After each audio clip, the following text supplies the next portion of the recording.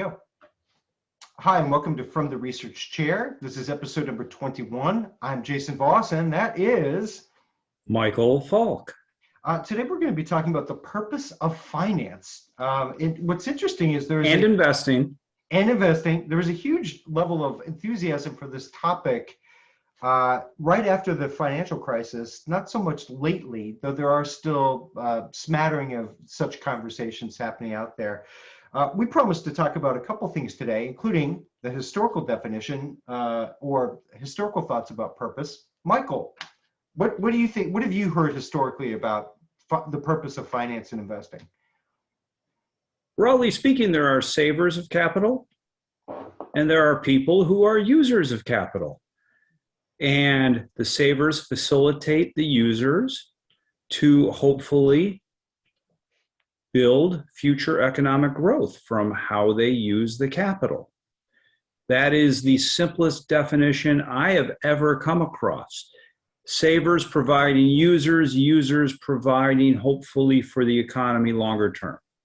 Believe it or not, and Michael, I know you're familiar. Chris, I know you're definitely familiar with the Future of Finance work at CFA Institute, which started back in, I think, 2012. I actually defined it that way. There was a ecosystem diagram of finance that was in there, and you used exactly the language I did: users of capital, providers of capital, and then intermediaries. And I think of finance as being right smack dab in the middle. And that was actually going to be sort of the how has this evolved? Believe it or not, though, I did a little bit of research in prep for our call today. Nobody defines it that simply, Mr. Falk, not surprisingly. No. Because the elegance, so let's change simplicity to elegance of the classic, not Coke classic, just the classic definition.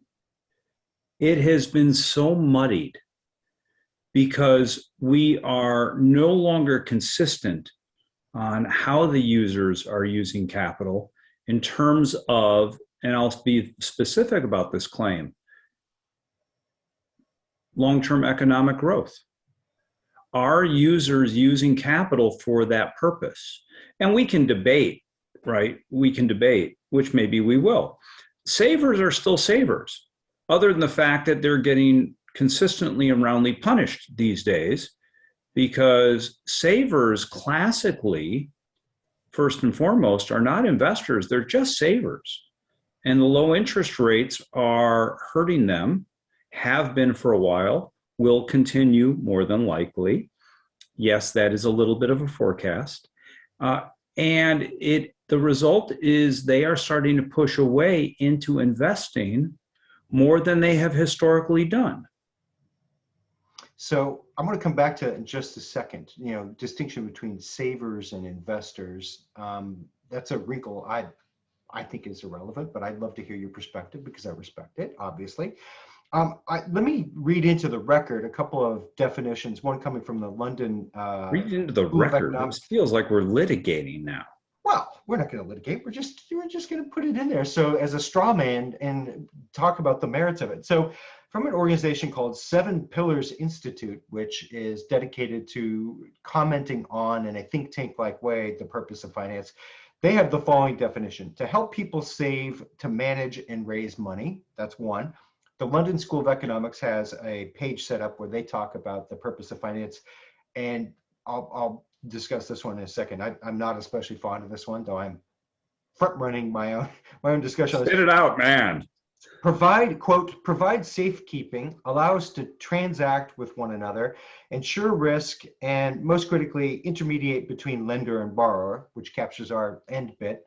And then the Corporate Finance Institute simply says the management of money is the purpose of finance. So uber simple there.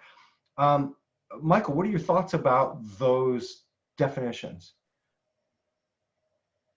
I think they're trying to parse something that really doesn't necessarily need to be parsed. There are people who save money because they are delaying consumption. Simple economic term. There are people who are using money because they are either accelerating their consumption, that's the negative or potentially risky side, or they're investing for the future. It's not that complicated. And that complication is there for a reason. As I have long argued, complexity exists solely to provide loopholes for those people who want to take advantage of others. That's a whole nother topic, my friend. We'll hit on yeah, that. but isn't that a nice definition of complexity?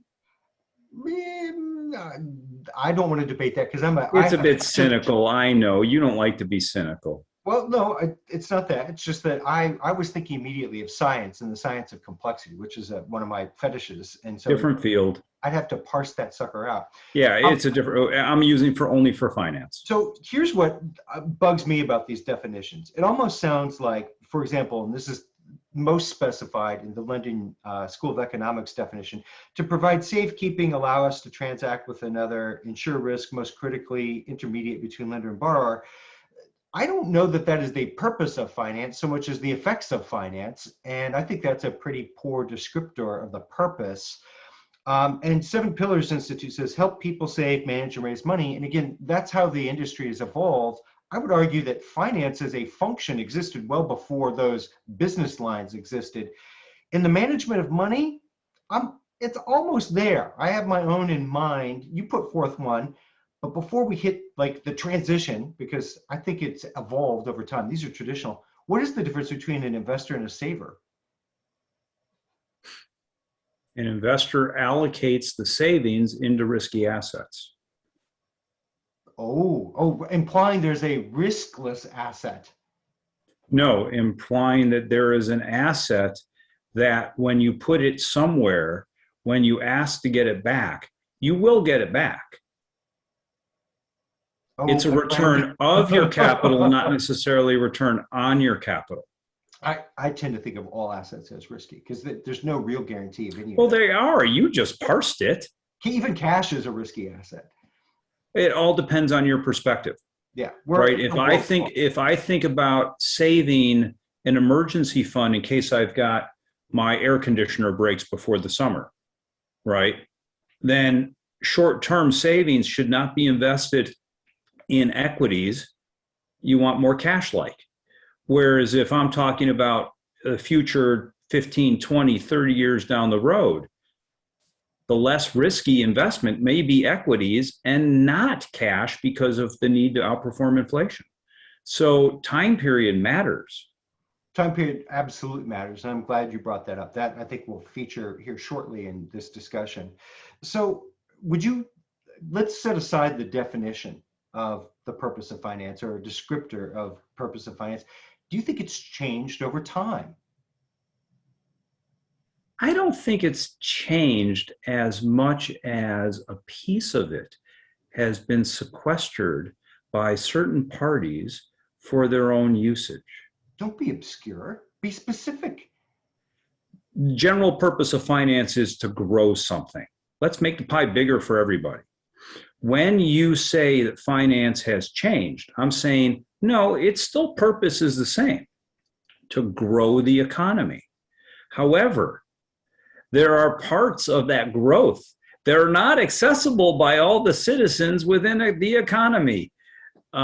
Crony capitalism, capture, other such things. I would argue that as finance has evolved over time, character hasn't evolved that much. The ability for people to be thievery has. Interesting. To me, I see that as an arms race. But what I want to highlight there, something kind of interesting. Thievery-ish, I think, is a better word. Thievery-ish. Ish. Ish. I like ish. Ish is also non-specific, but we'll let ish ride. That one only because it's cute, maybe. Yeah, because that's what I'm usually going for. Cute. The purpose of finance for me has changed, and it's not changed because finance itself has changed. I'll get to a little later in our conversation why I think it's changed. So I have to put skin in the game because you've already put skin in the game. I agree. I think that the purpose of finance, I see it as a subset of economics and a sub-concern. And you've heard me say before, Michael, and we've read into the record, there's that word again, or phrase again, into the podcast. I think of economy as not output, but getting more from the same pile of resources, or the same from a smaller set of resources. It's literally economizing. Productivity. Yeah, productivity and economizing. That's real economic growth. I think we lost sight of that as soon as we started trying to measure that with something like GDP. And I think at that moment, Oh, well, that's a whole other path. it is a whole other path, but I think that's one of the things that's starting to change, which we'll come back to in a second. Yes. So I thought of finance as sitting between the providers of capital on one hand and the users of capital, who have different strengths and weaknesses that they bring to the conversation. The providers of capital have excess capital, but they don't know what to do with it. The users of capital know what to do with it, but they don't have the capital. And finance sits betwixt there to ensure, A, that transaction occurs in as thoughtful a way as possible for both parties. And that's what I think is the purpose. Yeah, so your finance in that description, which I think is a fair description, is the intermediation to help connect the two parties, the savers and the users. So that mutual benefit, which is the promise of finance and economics, actually has a higher likelihood of occurring. So maybe the simple way of connecting our two different dots is the intermediation is really where all the evolution, now that's maybe too positive, where all the change has occurred. I'll get to what I think has changed. I don't think that the nature, the how it's done has changed. That it's done has not. Why it's done, you could argue that a lot of financial transactions are commission generators, but at the core, we can just say Larry Fink versus Warren Buffett, right? We can just bring that little news ditty into the conversation. So do it. Run with it. So Fink says to Buffett, you need to have better disclosures from all of your underlying businesses on ESG. You need to have more independent board members. And these are the types of things that we're hearing throughout the industry today, whether that be greenwashing or otherwise. We're hearing it consistently now. Warren Buffett says, no, I don't need to do this. No, I'm not going to do this. Oh, and by the way, the people who actually have their money invested with me, they don't want this. You're playing with other people's money. You have an agency bias. He didn't say this, I'm adding this in. You have an agency bias and you're trying to leverage your agency bias onto my business. No, sir. Who's right? So I'm not interested in that conversation, I believe it or not, because I think that they still get to solicit for their parties of interest that gather at the knee of both firms, both gents. Except for Mr. Buffett has super voting control of Berkshire Hathaway. So to the extent that even all of the owners wish to, or a majority, still not going to happen. Well, the reason I think this conversation is a little bit astray from what we're talking about is I don't think that either of them are operating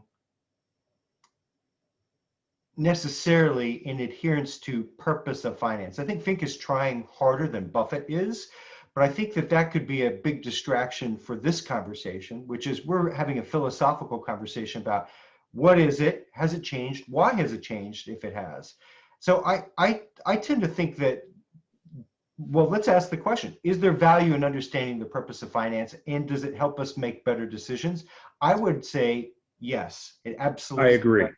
It also allows us to interject an important element, which is a level of consciousness and self-awareness into the conversation, because one of my mental models I like to use, and Michael, I don't think you've heard me say this before, something I've written about at Sarasota Institute, the think tank I co-founded. I did a piece called Values Over Institutions Every Time. And institutions ideally are created because the values that make life better are so valuable, we try and create a promulgation and of spreading out through the world, as well as over time, the quality of those values. Now, that's interesting. Okay, so the purpose of Assuming the institution actually has stated values well, hold on a second. So and lives into them. let me finish. So the value bit in finance is the purpose we described, right? To facilitate the connection of users and providers of capital for best output for both parties. Okay, so that would be the value. The institution of finance, I would argue, has gone a bit astray. And here's the value layer of why I bring up this discussion. If the institution is still in service to the values, you can say it's a legitimate institution. If, on the other hand, the values are being bent in service to the institution, that's how you can begin to identify corruption fairly easily. So I think with that framework, I think BlackRock, I can say, is trying to create institutions in support of values. Not sure Buffett's in that camp. That's my take. I think that's fair. I don't think we can be sure about Buffett. I'm not even sure we can be certain about Fink's motivations, because he's in charge of a big asset manager, and his motivations may vary as well. It may be less pure, if you will, his support of ESG disclosures, to be specific. Yeah, and here's, bias creeping in, right? And not yours specifically, but we can, because we cannot be inside the head of any decision maker, we don't know. We can project onto them whatever values we want, especially if we don't know them and have evidence of how they behave when no one's looking. There is one person I think we can project on, though. Not part of that statement, though. Shall we shift gears to Buffett and Munger versus Robin Hood? Well, no, not quite yet. I think we still have value to extract here on the purpose philosophical bit. I'm trying to bring some real-time news here, but go ahead. I will say, in conversations with Barbara Novick, who co-founded BlackRock with Fink, she has values greater than institutions is on her mind all the time. And she was an advisor to the future of finance when I was there among that group and authoring some of those documents. By the way, Fink ended up referencing something that we wrote in the first Future State of the Investment Profession document, something Roger Irwin wrote in there about the social contract, which we agreed to talk about today. And Fink picked up on that language. I don't know that it was specific that he quoted that document or was influenced by it, but Barbara Novick was a part of the draft of reviewers. Yeah, I think we can infer that Fink saw that, heard that. Our intention was to feature values over institutions as we authored that work. And so I'd like to say there's a little bit of a witnessing there of what people are doing when no one's looking. I don't know about Buffett. I don't have any connections to Buffett other than Chris Davis knows Buffett, and he used to be a PM like me at the Davis Funds. But I don't know. I've never sat and talked to Buffett or Munger. Though I have received a letter from Munger. But anyway, go ahead. Well, again, your point is spot on. We don't know. We have conjecture, we have perspective, we have opinion, we have story, but we don't know. So watch what they do, not solely what they say. Is this for the purpose of enriching or potentially growing their business, or is the commentary, is the action to be more about maintaining a status quo? I think we can use those pieces of evidence, if you will, to put them into the record, Jason. And we can examine those and maybe learn a little bit more about, are they being genuine, or are they just pursuing a little bit more, saying a little bit more about what's popular? So you talk Munger, Buffett v. Robin Hood. Say more. Well, this has been under the heading of democratizing investment for the quote unquote little guy. And can I just add, for the little gal too? Okay, now let's move on. This couldn't be further from the truth. Couldn't be further from the truth. There are trading platforms that have existed for a long time that individual guys and gals have access to. What they haven't received necessarily a slick app on the telephone, smartphone. I'm not sure that's democratization, but maybe that could be argued.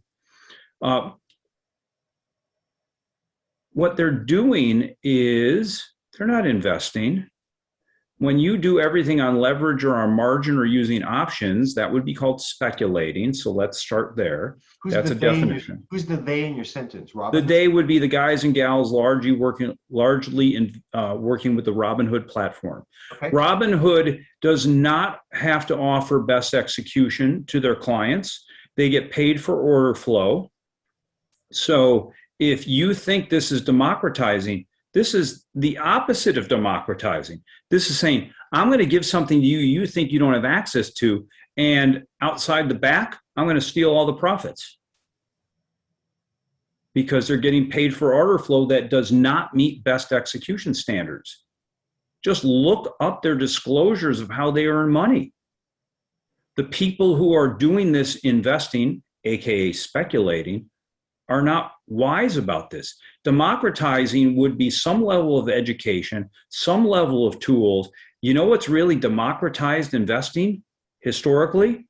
Get ready for it, folks, because this is out there. It's called a mutual fund. Professionally managed, trustees, regulations, custody. Oh my God, is that an outrageous statement? That's democratizing investing. Now, we can say ETFs may be better, maybe an improvement, maybe not. Opinions vary. Closed-end. Listen, we don't have to get into the styles. Investing has been democratized for a long time. Being able to trade and use leverage has also been available for a long time. The fact that we put it onto a smartphone for you to actually trade while you're on the toilet, now we're really flushing capital down the you-know-what. So I get it. You don't like Robinhood. You haven't. I'm not a fan. Yeah, you haven't mentioned Munger or Buffett. Oh, Munger and I like Muffet. I like Muffet. Little Miss Muffet and Bunger. Oh, what a great slip. No, the two gentlemen threw down against Robinhood. Again, same thing, different story. It's not democratizing asset management or investing. It's just not. It is a massive tax on the level of intelligence of the people who are using the app. So I want to interject here relative to the finance ecosystem, and I alluded to it earlier, and it leads to an interesting question. And this is one that I addressed in that ecosystem, which, by the way, did make it in roughly how I originally submitted it. It ended up being edited because there was quite a controversy internal at CFA Institute because there's an implication to what we're talking about. Yes, there is. But here's the implication. Secondary markets don't serve the purpose of finance. No, they do not. So we're talking primary markets, and that was deeply uncomfortable. And by the way, that's a check-in on the entire corpus of the investment business because it largely serves secondary market activities, not primary market activities. Thank you for introducing that into the record. Oh, yes. Baby, that was a knockdown, drag out fight. Me sponsoring I'm gonna say it. If this is the future of finance, and we're here to discuss in part the For the Ultimate Benefit of Society mission that was appended by Roger, among others, into the CFA Institute mission statement, then let's talk this distinction. You have to be able to buy bonds on the primary market. You have to be able to buy equities on the primary market. But here's where it gets a little slippery. Does that mean SPACs are good? Well, because that's primary market-esque.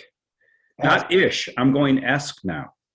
Esque, ish, and Muppet. This episode will forever be known. Oh, I'm just getting started. Now, is there an esque-ish? I hope not. I'm not a fan of SPACs because I think this is abusing the ability for people to get access, primary market style access, and it's lining the pockets of the SPAC sponsors. If people look deeper into this, the types of profits they are guaranteeing themselves are quite significant. So let's take half a step back. This conversation is about the purpose of finance. I argued, and you and I had a little bit of back and forth in determining this week's topic about, some of the language. My language implied that there had been a change and a shift. I think that's true, but for reasons that are not widely appreciated and reasons that finance has not intentionally managed.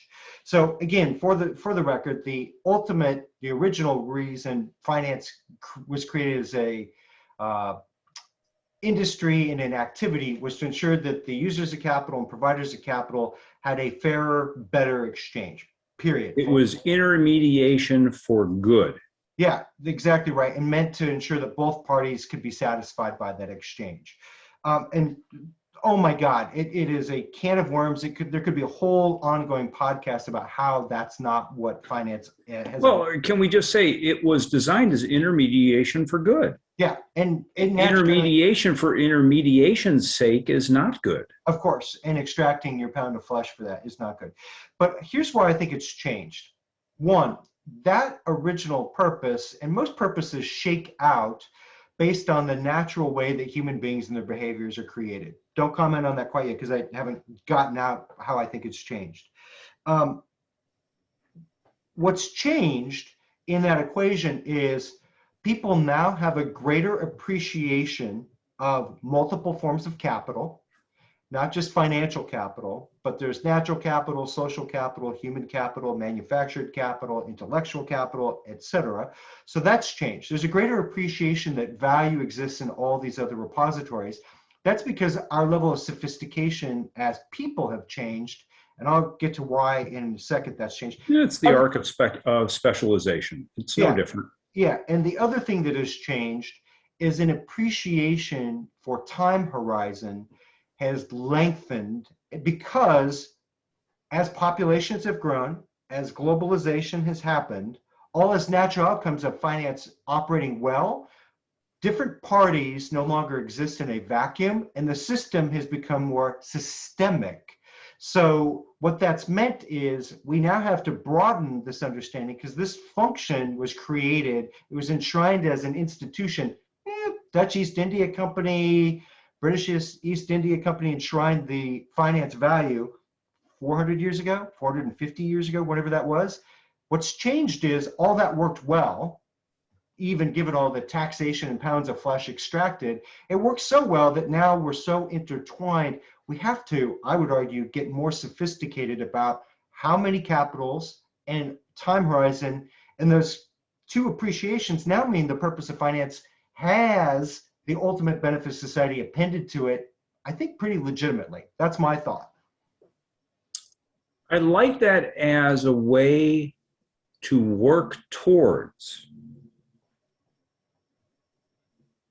pushing, pulling, moving the current evolution towards something more positive for people. So we don't try and take on the giant ball. We pull it apart into its capital components, and we discuss how the system can work better for each of the respective components without presuming that the system will work better for each and every one. But let's do as many as possible.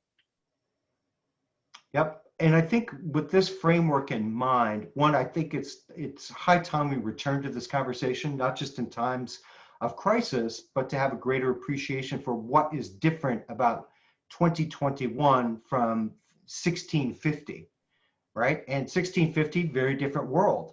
And you could legitimately just think of finance between Michael Falk and as provider of capital and an investment opportunity on the side in a microcosm, because the likelihood of that transaction affecting anything else in the world or other people was very slim. But now we're massively interconnected in a way that we've never been before.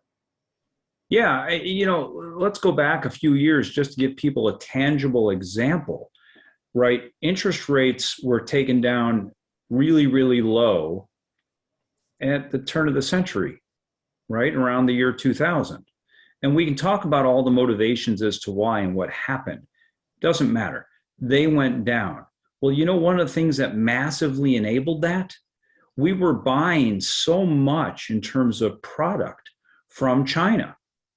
China had all this cash.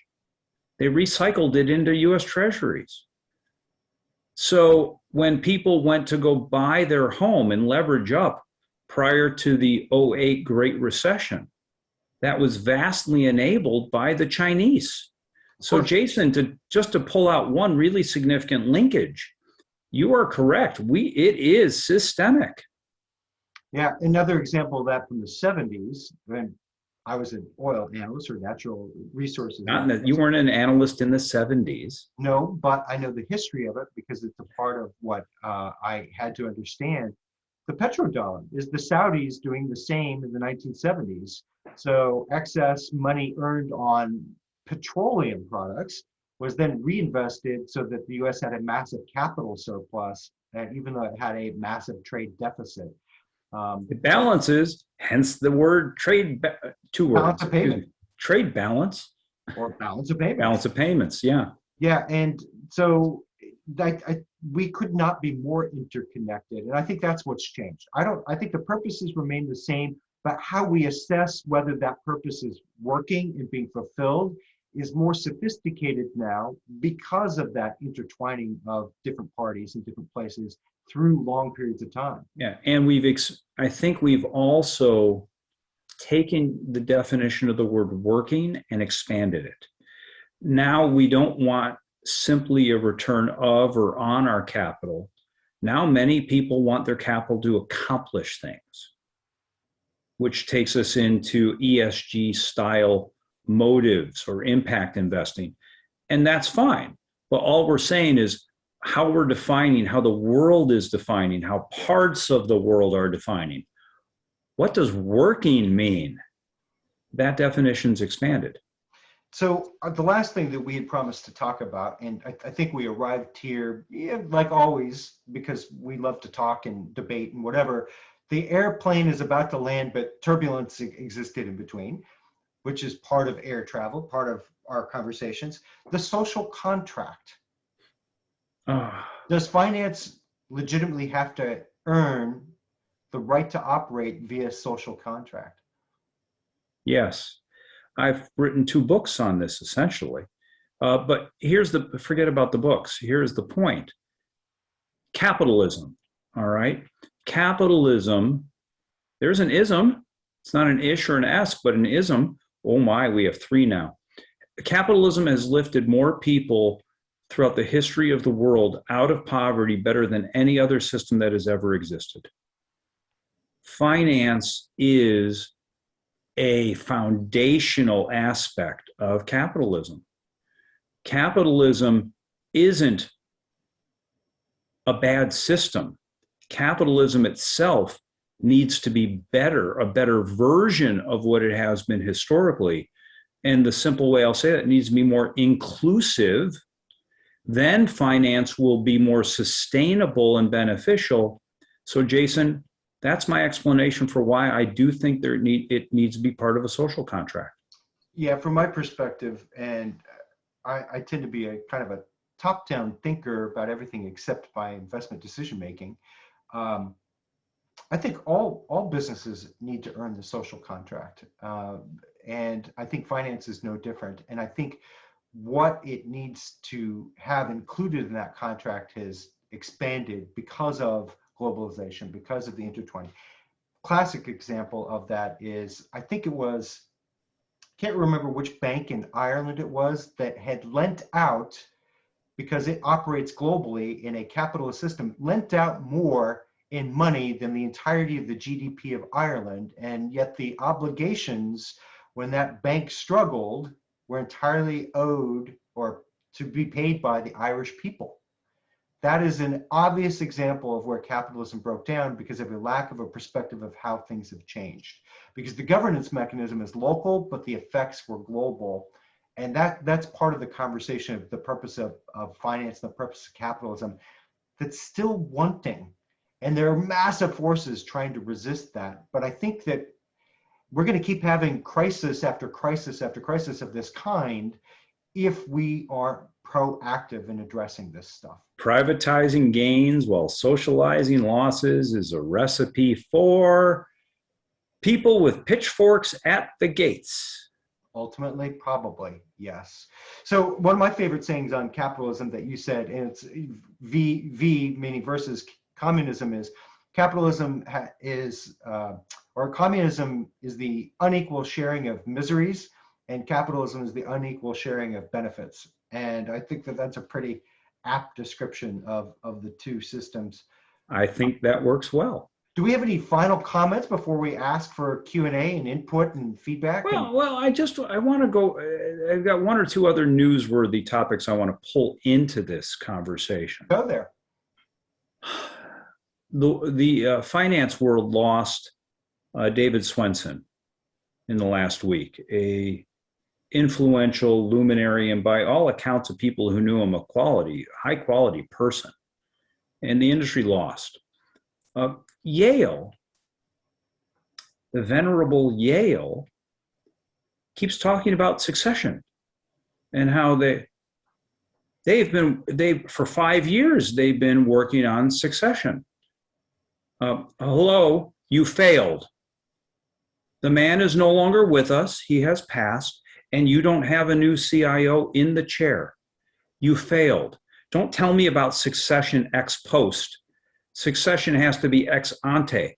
You have to have the successor lined up to take the chair. I'm very troubled by this, if you can't tell.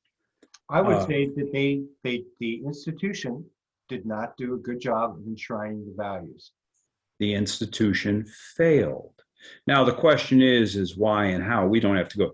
All we know is at this point, we can say they failed. We don't know all the causation.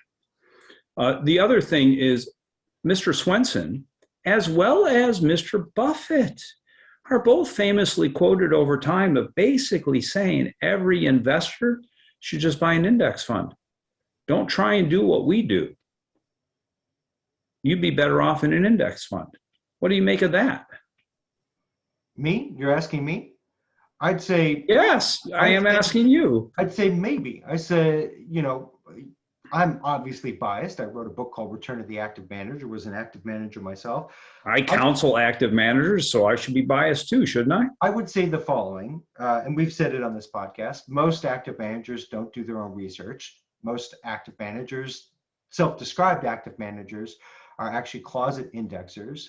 So again, the institution is being, the values are being bent to serve the institution. And the value here is closet indexing. And the value was active management. It's being bent because it hurts profit margins if we lose assets because we have a lot of volatility in our returns. And so ergo, the values are going to be bent to serve the institution. Intermediation for the intermediation's sake versus for the savers and the users of capital. Another comment, active managers' decline is entirely their own fault as a institution. That said, I'm a believer that active management can resuscitate itself, and the net benefit is that transaction, users of capital, providers of capital, can be made richer by that exchange with good active management. I don't think everybody should be an active manager. I think it is incredibly difficult. I don't think it's as difficult as people think it is. I think it's as difficult as they say it is, because the active managers have chosen to play within an institutionalized space that includes a business model that is superior in its service to index funds. So this response from you makes perfect sense to me, but I'm surprised by it nonetheless. I threw a softball at you about you should put your money in index funds, and earlier you said the secondary markets are not part of the purpose. Well, the first thing I said was, it depends on what you're trying to do as an investor. So I think if you're an investor and you can admit that you can't control your emotions and you won't listen to your advisor, and that your advisor and you have no edge in identifying, what constitutes a quality active manager, then I would think index funds are exactly right for you. But I think if you can answer yes to those questions, then why not? And is it a legitimate activity serving finance? Being active in the secondary markets? I would argue no. And people ask me, Jason, if you really re-entered the business as an investor, would you? And I said, only if I could invest in the primary markets. That was my answer. So that's your answer. There you go. So you would be more VC-ish, VC-esque. Or angel versus investor, or advisor to firms trying to create new products, or I am in the primary markets currently myself. I trying to know. raise money for deception and truth analysis. So I think the secondary markets still have a valuable benefit, mostly having to do with price discovery, which is not to be denigrated too much. That is an important activity. I agree. I agree. Price discovery and the origination of the primary market, right? Because not every business, although it seems like, is only coming through VC or SPAC type directions. The secondary market still has a way to help bring. So it's an availability of capital for purpose of investment growth for young companies and price discovery. So the fact that the price has gotten to nearly zero in terms of basis points, the index cost to an investor, the fact that it is so tax efficient, it's not intermediation for intermediation's sake. It's actually more pure intermediation, we could argue, in the vernacular of what we've been discussing. Yeah, and I couldn't agree more. If you take as given the business model of charging a percentage of the assets managed as the pile of assets that you get managed, as opposed to the success of the endeavor itself. You and I have talked about this before, that the major failing of the active management community is that nobody bothered to think of the long-term consequences of having a commoditized business model for what is ultimately a premium product. It ought to be priced as a premium product. And oh, shocker, return to the active manager, we published research that showed that the active managers who charge the highest fees are actually the better performing ones. And that basically says that we need to change the business model if we're going to be active managers. But going back to price discovery, my definition, your definition was facilitating users of capital, providers of capital, to make that as good an exchange as possible. A part of that secondary market activity, a part of the active management community, even operating the secondary markets, is if that is an informed bid or an informed sale, then that means that that transaction is happening with a level of due diligence that otherwise would not be there. So they do have a function. Informed bids and asks are a beautiful thing that rarely meet. That those active managers rarely conduct. Anyway, did we hit what your remaining bits were? There have been a lot of news things lately have really triggered me about finance and investing, that this shouldn't be happening. This is not good. Just to summarize, I am pro succession being done ex ante. I am anti-SPAC. I am anti-extraction of fees. I am pro growth of returns. I just want to be clear for everybody. The points we're making here is finance has a purpose. Finance has a very important purpose.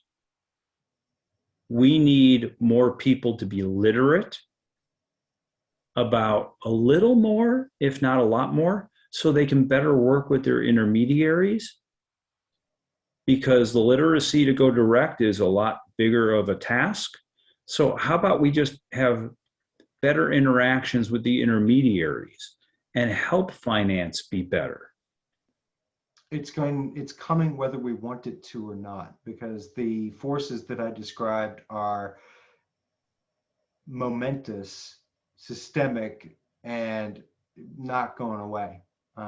And finance can either sponsor this conversation or it can ignore it. It is happening, it is happening.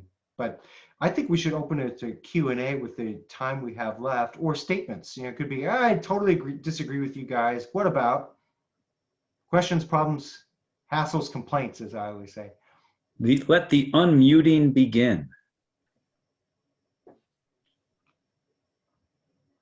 I hope we didn't scare people, Jason. Scare-ish, Esque. scary-esque. Oh, somebody's leaning in, it looks like.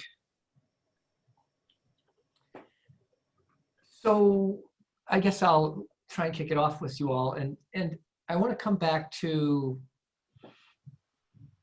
I guess, for me at the society level, but I'd like your take, I guess, Jason, from the Institute's level, if you have insights that you can share, and that this relates to those 6 little words for the ultimate benefit of society in, I guess, the mission statement of CFA Institute. Can you give us some insights or your take on that, or some of the context or perspective of that? And do you feel, both of you, do you feel it's accurate and appropriate for the Institute to have that in a mission statement? So I'm happy to take that first. My insight is, first of all, because this is a values discussion ultimately, the answer to the question is yes, it's appropriate that it be there. And I think because of the systemic forces I described, also recognize it was appended there, as you know, Chris, around 2011. The discussions around that happened in 2011. The context there was, you know, the atomic bomb shadow of the great financial crisis, and it had been happening.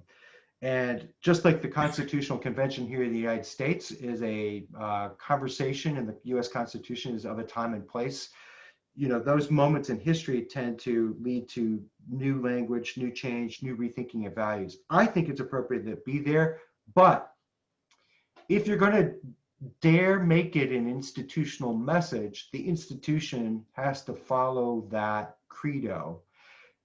There's no reason to establish an institution in service to values if the institution doesn't support and defend those values. Me personally, and I'm no longer a CFA Institute employee, I'm a CFA Institute charter holder. I think the Institute has done a poor job of actually enforcing that. I think that my own view is they have, when fists have been pulled out from big industry players, they have sort of run for cover. I think that the Institute's response has been a little bit cowardly in the face of the pushback on some of that. And I think that they could have done more to sponsor that. And that's born of, I won't go into specifics, but internal conversations. It was certainly a controversial thing internally when the board decided that that would be the case. And there were people who didn't think it should be added. Me, I think it should have been added because I think finance now affects things globally. The example I gave from the Irish bank, I think is all you need to know about how things have changed. And finance has to have a global view of its activities and a view of the consequences of its activities. If not, the enforcement mechanism is pitchforks. That's a rambling answer, but yeah, I do think it needs to be there. But I think CFA Institute needs to do more if that's going to be their take on things.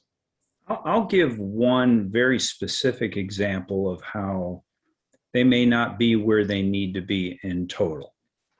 That's the strongest I'll make a statement.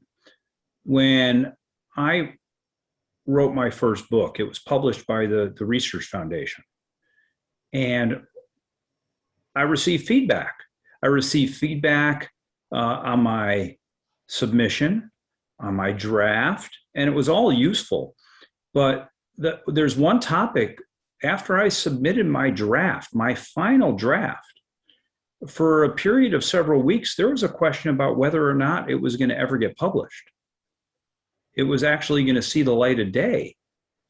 And the question that kept coming up, there were 2 questions.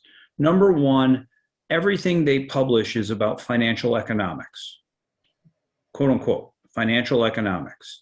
And they were wondering how the policies I was talking about, retirement, healthcare, education, how that fit with, and I'm like, are you kidding? You can't get more financial economics. All right, that's point 1. Point 2, the concern was whether or not it was too much advocacy and it belonged in a different part of the house. And I said, that's a valid question. I don't happen to have a view that it is too much about advocacy versus sharing ideas, because these are not policies that could come into play right now without a Herculean effort. So I don't think it's advocacy, but that hesitated them. If it was advocacy, they didn't want to go there.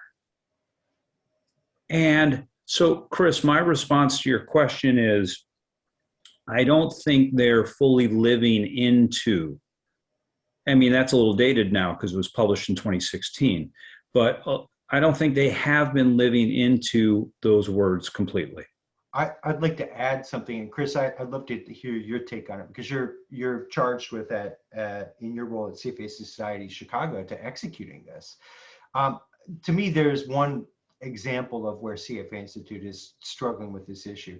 If you have taken the level 1 exam alone and you read the Code of Ethics, which we're all required to do if we sit for that exam, if we want to pass, CFA Institute's approach to ethics is that's on the part of the individual. You read through that Code of Ethics. If you see something, say something, even if it means you lose your job. Okay, well, so shouldn't CFA Institute as an institution, that one, they're putting it back on the charter holders, but in order to get the charter as awarded by the institution, you have to enshrine and live these values. But then the institute itself, is there a whistleblower program to support that kind of activity? Is there a jobs program? Is there a coalition of institutions who have supported that? Is there an education from the top down where, hey, if you're going to hire our charter holders, you also have to sign on to the Code of Ethics? They stop short of that because that means there'll be less butts and seats for the exam, and so it hurts top line revenues. And how do I know that? That's a part of the discussions that take place. So Chris, I'd love to get your take on it, and I won't think badly of you one way or another. I think it's a tough conversation. Values are always a tough conversation. Yeah, thanks for the answers and the narratives, gentlemen. You know, it's in our mission statement here at CFA Society Chicago. We adopted those 6 words too, and I find myself, this might not be the answer, Jason, but I find myself saying frequently, we're going to be asked, we're going to be held accountable for those words, and it is going to be what are the actions, what are, you know, how, the specifics of what does it mean? It's nice to have it on the page, but how is it executed? How is it implemented? How is it lived? Right? How does it take it from the institution and the mission statement, and how are you interpreting it? What's it truly mean to you, right? And given the events over the last 12, 18 months, et cetera, right? It's nice to have it, but I find the execution of it to be challenging. Let's put it that way. Yeah, execution is within the community of CFAs or CFA candidates largely. Full execution, you got to get outside the community. Yeah, and that's of CFAs and CFA candidates. Yeah, going back to my very simple criteria, that institutions should be created in service to values.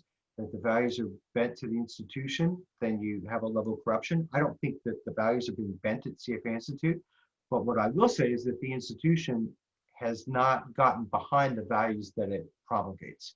And those two things have to be in alignment, otherwise the values themselves ultimately fade. And I think that that's what we see. When I first joined CFA Institute, I was quite critical internally, literally like within the first several weeks. I said, if CFA Institute is such an effective mechanism, why was there a financial scandal? And they said, well, imagine how much worse it would have been without us. And I said, that's for conjecture, but that we have a conjecture about it at all means you don't have a way of measuring this. And I think that that's a part of that discussion. What are they doing? And Chris, I've been disappointed with that. Rewinding slightly, we're almost out of time. CFA Institute was sort of formalized in the late 50s, early 60s to enshrine or to create values, because it was the Wild West in the financial industry in the United States. And the original folks, including Ben Graham, who thought CFA Institute was necessary, and its original incarnation was, let's create values and best practices, and then let's certify that. So it was the roots of the organization.